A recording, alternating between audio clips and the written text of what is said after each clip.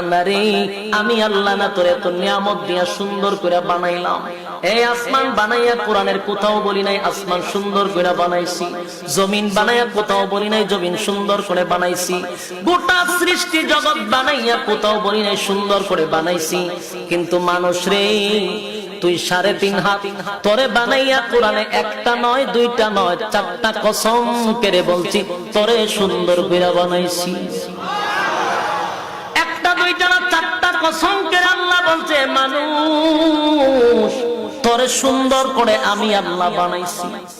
والتين تين ফলের কসম, والزيتون زيتون ফলের কসম, وطور سينين সিনাই পর্বতের কসম, وهذا البلد الأمين পবিত্র মক্কা নগরীর কসম।